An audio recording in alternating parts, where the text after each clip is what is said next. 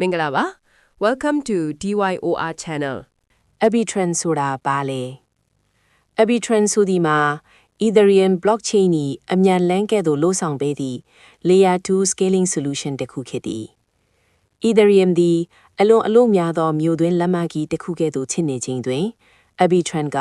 ရိုင်းကျိုးပိတ်ဆို့မှုကိုရှော့ချပေးပြီးတွာလာမှုကိုမြန်ဆန်စေသည့်အဝေးပြေးလက်မကြီးတစ်ခုအဖြစ်လှုပ်ဆောင်ပေးသည်Arbitrum သည် Ethereum ရဲ့လုံခြုံရေးကိုအပြည့်အဝအသုံးပြုပြီး transaction fee များကိုတိတိသားသားလျှော့ချပေးကငွေလွှဲနှုန်း transaction speed ကိုပိုမိုမြန်ဆန်စေသည် Arbitrum ကလက်ရှိ crypto လောကနဲ့လက်တွေ့ကွာတွင်ဘယ်လိုပြဿနာကိုဖြေရှင်းပေးနေတာလဲ Arbitrum သည်အထူးအားဖြင့် Ethereum ၏အောက်ပါ problem များကိုဖြေရှင်းပေးသည်ငွေလွှဲခများခြင်း high gas fees Ethereum ပေါ်တွင်ငွေလွှဲပြောင်းမှုများပြုလုပ်ရာတွင်ကုန်ကျစရိတ်များပြားခြင်းကို Arbitrum ကတိတိသားသားလျှော့ချပေးသည်ငွေလွှဲနှုန်းနှေးကွေးခြင်း slow transaction speeds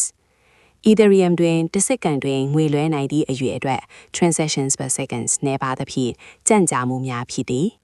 Arbitrum ကငွေလွှဲမှုများကို off-chain Ethereum main chain ဖြင့်ပါတွင်အရင်လှုပ်ဆောင်ပြီးမှ Ethereum ပေါ်သို့အစုလိုက်တင်ပေးခြင်းဖြင့်နှုန်းကိုပိုမိုမြန်ဆန်စေသည် scalability ပြဿနာလူသုံးများလာသည့်နှင့်အမျှ Ethereum ၏စွမ်းဆောင်ရည်မှာအကန့်အသတ်ဖြစ်လာသည် Arbitrum သည် Ethereum ရဲ့စွမ်းဆောင်ရည်ကိုတိုးမြှင့်ပေးပြီး decentralized applications, DApps နှင့် DeFi protocol များကိုပိုမိုကျယ်ပြန့်စွာအသုံးပြုနိုင်ရန်ကူညီပေးသည် Economic Max Supply 10 billion ထုတ်လုပ်နိုင်သည့် ARB token အများဆုံးအရေအတွက်ဖြစ်သည် Total Supply 10 billion လက်ရှိအချိန်တွင်ထုတ်လုပ်ထားပြီးဖြစ်သောစုစုပေါင်းအရေအတွက်ဖြစ်သည် Circulating Supply 5.71 billion ဈေးကွက်တွင်လက်ရှိလည်ပတ်သုံးစွဲနေသောအရေအတွက်ဖြစ်သည် Arbitrum token ၏အဓိကအသုံးဝင်ပုံ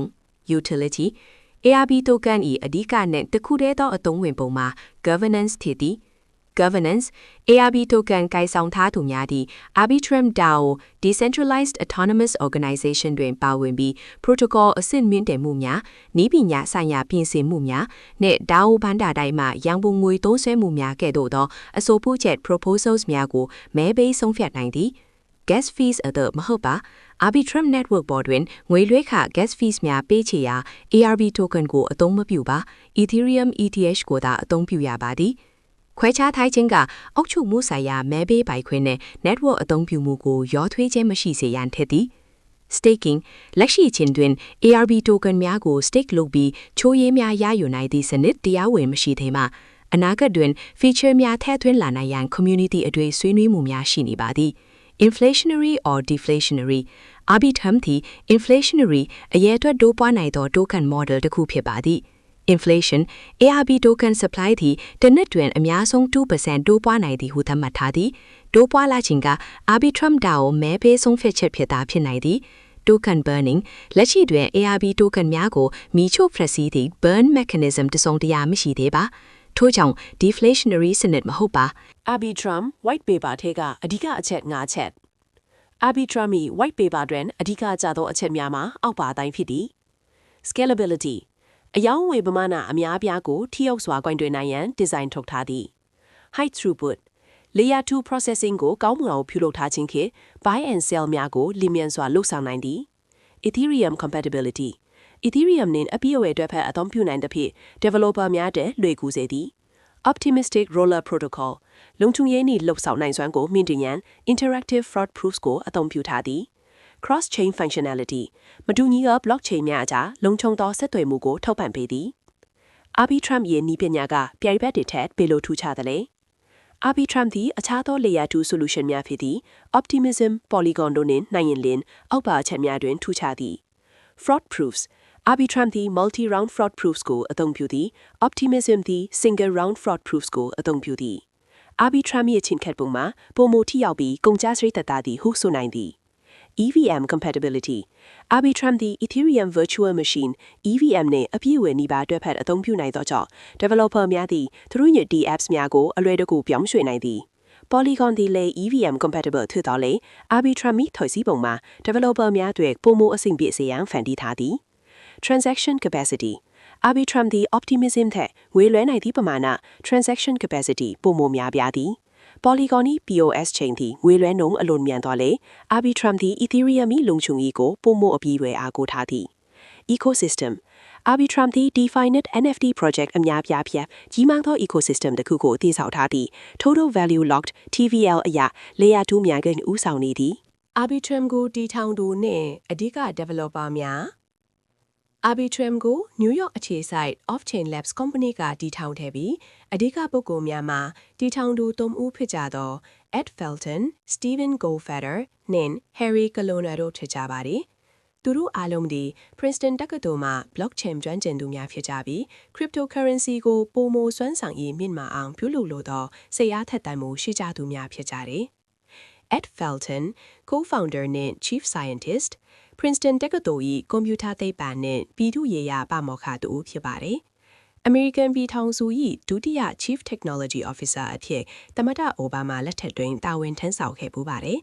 သူ၏သူတေသနလုပ်ငန်းများမှတွင် blockchain scalability ပြဿနာကိုဖြေရှင်းရန် Arbitrum project ကို2015ခုနှစ်တွင် Princeton တက္ကသိုလ်၌စတင်ခဲ့ပါသည် Stephen Goldfeder, co-founder နှင့် CEO, Princeton တက္ကသိုလ်မှပင် cryptocurrency နှင့် security ကိုအထူးပြုလေ့လာပြီး PhD ဘွဲ့ရရှိခဲ့သူဖြစ်ပါတယ်သူသည် Off-Chain Labs ၏ CEO အဖြစ်ကုမ္ပဏီဖွံ့ဖြိုးတိုးတက်ရေးနှင့်စီးပွားရေးဆိုင်ရာမဟာဗျူဟာများကိုဦးဆောင်နေသည်Harry Colonna, co-founder နှင့် CTO, Princeton တက္ကသိုလ်တွင် blockchain နည်းပညာနှင့်စီးပွားရေးဆိုင်ရာတက်ရောက်မှုများကိုသူတေသနပြုခဲ့သူဖြစ်ပါသည်သူသည် Off-Chain Labs ၏ CTO အထက် Arbitrum ၏နည်းပညာပိုင်းဆိုင်ရာဖွံ့ဖြိုးတိုးတက်မှုများကိုကြီးကြပ်လျက်ရှိပါသည်အဓိကယင်းနည်းမြို့နှံသူများ Venture Capitals and Investors Arbitrum Off-Chain Labs သည် crypto နှင့်နည်းပညာလောကရှိထိပ်တန်း venture capital ကုမ္ပဏီကြီးများထံမှယင်းနည်းမြို့နှံမှုဒေါ်လာသန်းပေါင်းများစွာရရှိထားပါသည်အဓိကယင်းနည်းမြို့နှံသူများတွင်အောက်ပါတို့ပါဝင်နေ Lightspeed Venture Capitals, Pantera Capitals, Polychain Capitals, Redpoint Ventures, Coinbase Ventures, Ribbit Capitals, Alameda Research, Delphi Venturesနာမည်ကျော်ယင်းနည်းမြို့နှံသူ Mark Cuban သည်လည်း Arbitrum တွင်ယင်းနည်းမြို့နှံထားသူတဦးဖြစ်ပါ၏2021ခုနှစ်မှာပြုလုပ်ခဲ့သော Series B ရန်ပုံငွေခွဲတွင် USD 120 million ရရှိခဲ့ခြင်းကသူတို့ရဲ့ project အပေါ်ယုံကြည်မှုကိုပြသနေသည် Demon ပေါင်းများ public တွေအလွန် active ဖြစ်ကြပါတယ် Arbitrum D နှင့် DAO Decentralized Autonomous Organization သည်အတိုင်းဝိုင်းနှင့်ချိတ်ဆက်မှုကိုနီလာမျိုးမျိုးဖြင့်အကောင်အောင်တည်ဆောက်လျက်ရှိတယ်Social Media Arbitrum DAO Social Media Fellowship ဖွဲ့ကိုဖွဲ့စည်းထားပြီး Twitter, Farcaster, Lens ကဲ့သို့သော Web3 platform များအပြင် Instagram, Facebook ကဲ့သို့ Web2 platform များတွင်ပါ Arbitrum ၏ရှိမှုကိုမြင့်တင်ရန်လှုပ်ဆောင်လျက်ရှိတယ်။ Ambassador Program India, Nigeria, Mexico, Korea နှင့် Brazil ကဲ့သို့နိုင်ငံအများပြားတွင် Ambassador Program ကိုတိုးချဲ့ပြီး data အလိုက်အတိုင်းဝိုင်းများတည်ဆောက်ခြင်း online content များဖန်တီးခြင်းနှင့် developer များကိုဆွဲဆောင်ခြင်းများပြုလုပ်လျက်ရှိသည်။ Conference နှင့် event များ Crypto နှင့် blockchain ဆိုင်ရာ conference များ event များတွင်ပါ Arbitrum team member များနှင့်သူတို့၏မိတ်ဖက်အဖွဲ့အစည်းများဥပမာ Entropy Advisors ကတက်ချွဲစွာပါဝင်ဆွေးနွေးလေရှိတယ်။နာမည်ကြီး crypto အကြံပေးများပါဝင်ပါသလား Arbitrum Off-Chain Labs team တွင်သူတို့၏ system ကိုလည်ပတ်ရန်အရေးပါသောအကြံပေးအခန်းကဏ္ဍကို Entropy Advisors အမည်ရှိအဖွဲ့အစည်းကရယူထားတယ်။ Entropy Advisors သည် Arbitrum DAO နှင့်သာတည်တံ့လက်တွဲလုပ်ကိုင်သောအကြံပေးကုမ္ပဏီတစ်ခုဖြစ်တယ်။သူတို့သည် DAO governance, strategies နှင့်ရန်ပုံငွေခွဲဝေမှုများတွင်အဓိကကျသော advice များနှင့်လမ်းညွှန်မှုများကိုပေးအပ်ပြီးArbitrum ဂေဟာစနစ်တစ်ခုလုံးရေရှည်တည်တံ့ခိုင်မာစေရန်ကူညီပေးလျက်ရှိတယ်။ခေတ်သစ် decentralized အဖွဲ့အစည်းများ၏အကြံပေးဖွဲ့စည်းပုံစံတစ်မျိုးဖြစ်တယ်။ Arbitrum ရဲ့ roadmap Arbitrum ၏ roadmap တွင်အတိတ်ကအောင်မြင်မှုများနဲ့အနာဂတ်အတွက်ရည်မှန်းချက်များပါဝင်သည်။အောင်မြင်မှုများ Nitro Upgrade Arbitrum ၏စွမ်းဆောင်ရည်ကိုတိတိတတ်တိုးမြင့်ပေးခဲ့သောအဆင့်မြင့်တင်မှုဖြစ်သည်။ Arbitrum Nova အထူးသဖြင့် game နဲ့ social applications များအတွက်ရည်ရွယ်၍ငွေလွှဲခအလွန်နည်းပါးသောချိန်တစ်ခုကိုမိတ်ဆက်နိုင်ခဲ့သည် ARB token airdrop အစောပိုင်းအသုံးပြုမှုများကို ARB token များ airdrop ပြုလုပ်ပေးခဲ့ခြင်းသည်အရေးပါသောဖြစ်ရပ်တစ်ခုဖြစ်သည်အနာဂတ်အစီအစဉ်များ Decentralized Sequencer 2025တွင် ငွေလွှဲမှုများကိုဗဟိချုပ်ကိုင်မှုရှော့ချသည့်ပုံစံဖြင့်စီစဉ်နိုင်ရန်ရည်ရွယ်သည် Stylus integration REST C C++ ကဲ့သို့သော programming language များကိုအသုံးပြုနိုင်ရန်ပြုလုပ်ပေးခြင်းဖြင့် developer များအတွက်ပိုမိုလွယ်ကူစေမည် Both Open Authentication Mechanism တဟောင်း24တွင်လုံခြုံရေးကိုပိုမိုမြင့်တင်ရန်ရည်ရွယ်သည် ZT Proof နဲ့ Authenticity Proof ပေါင်းစပ်ခြင်းလုံခြုံရေးနဲ့စွမ်းဆောင်ရည်ကိုပိုမိုကောင်းမွန်စေရန် Proof Model အသစ်ကိုအသုံးပြုသွားမည် Investment risk governance only utility ARB ကိုင်ဆောင်သူများအတွက်တိုက်ရိုက်တန်ဖိုးရရှိစေမယ့်ဥပမာ fee sharing တုံးပဟုံ staking rewards မရှိခြင်းသည်တိတာထင်ရှားသော risk တစ်ခုဖြစ်သည် token ဤတန်ဖိုးသည် protocol ဤအောင်မြင်မှုနှင့်တွဲဝိုက်သောအဖြစ်သာဆက်ဆက်နေပြီး demand ကိုတွန်းအားပေးရန်မလုံလောက်နိုင်ပါ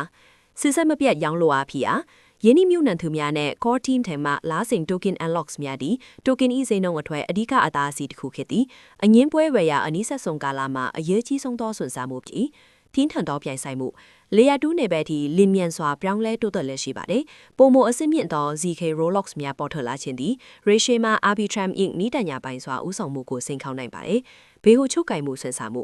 အခြား Rolex များကဲ့သို့ပင် Arbitrum Inc. Sequencer ငွေလွှဲမှုများကိုစီရင်ပေးသူသည်လက်ရှိမှာဘေဟိုချုပ်ကင်မှုရှိပြီး Off-chain Labs ကလဲပတ်နေပါတယ်။ Roadmap မှာဘေဟိုချုပ်ကင်မှုရှော့ချရန်ပါတော့လေအေးချက်သည်စွန့်စားရမှုတစ်ခုဖြစ်နေစေသည်။ ARB နေကုန်းချုပ်Arbitrum ဒီ Layer 2 နယ်ပယ်မှာ Glue Sheet Project တစ်ခုဖြစ်သည် Market Leader ဝေဆိုအကောင်းဆုံး team ခိုင်မာသော financial ကြောထောက်နောက်ခံနဲ့ရှင်သန်နေသော ecosystem တို့ကိုပိုက်ဆိုင်ထားပါတယ် Ethereum ပေါ်ရှိ DeFi နဲ့ Web3 applications များ၏နောက်မျိုးဆက်အတွက်အဓိကအခြေခံအဆောက်အအုံမှုဖြစ်သည်အဓိကအားနည်းချက်မှာ token e-design ဖြစ်သည်သူသည် protocol ဤဝင်ငွေအပေါ်တိုက်ရိုက်တောင်းဆိုပိုင်ခွင့်မရှိသည့်အတွက် vesting and locks များကြောင့်တိတာသော supply inflation နဲ့ရင်ဆိုင်နေပါ